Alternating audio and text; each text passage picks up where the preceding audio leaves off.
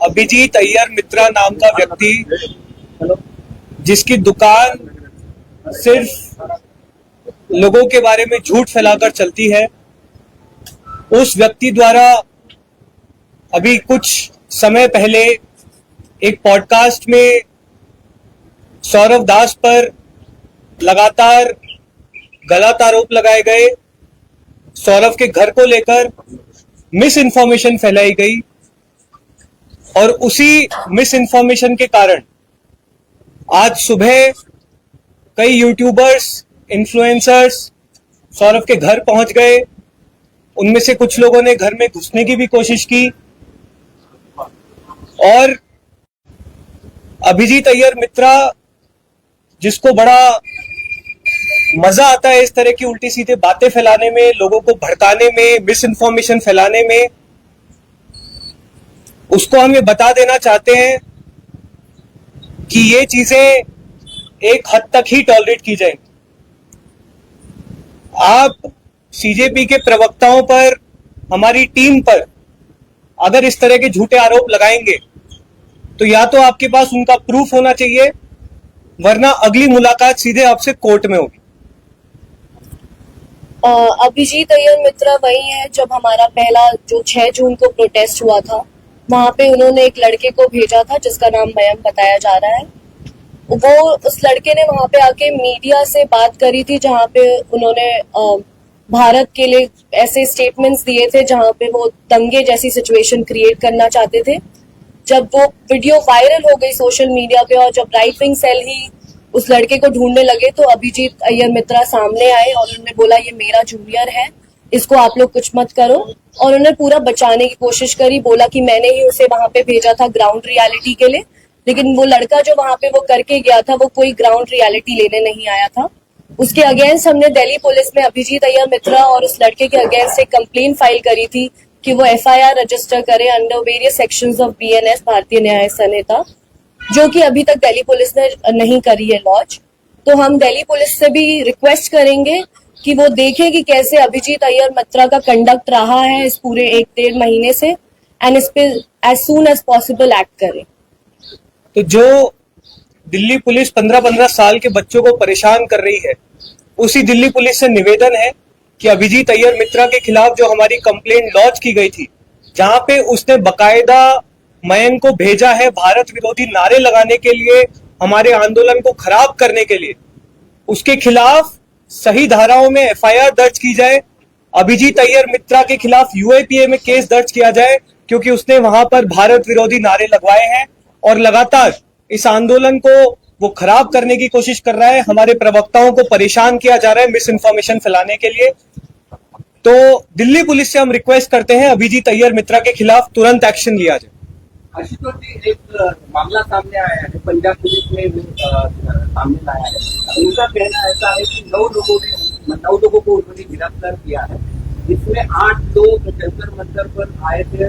वो आया था, प्रशिक्षण किया गया था और जो 5 टोटल बरामद किए गए और मतलब हादसा करवाने का उनका प्लान था। नहीं, अगर वो लोग जंतर मंतर पे पहुंचे तो ये तो बहुत बड़ा सेंट्रल एजेंसीज का सिक्योरिटी फेलियर है।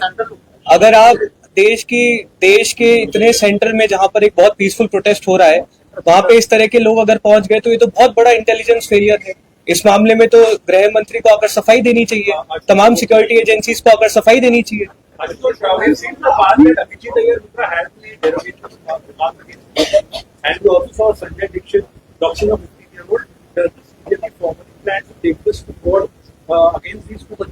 We have already filed, as Ratna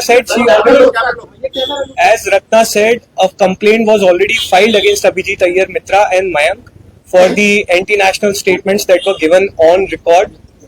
Mayank was sent by Abhijit to incite hatred and incite violence on the protest side. We have already submitted a written complaint, and as far as Sanjay Dixit is concerned, we are exploring our legal options. Strict legal actions will be taken if this continues, especially by Abhijit Mitra. Was there any family members present during the incident? Yes, there were members present inside the house when today's event happened.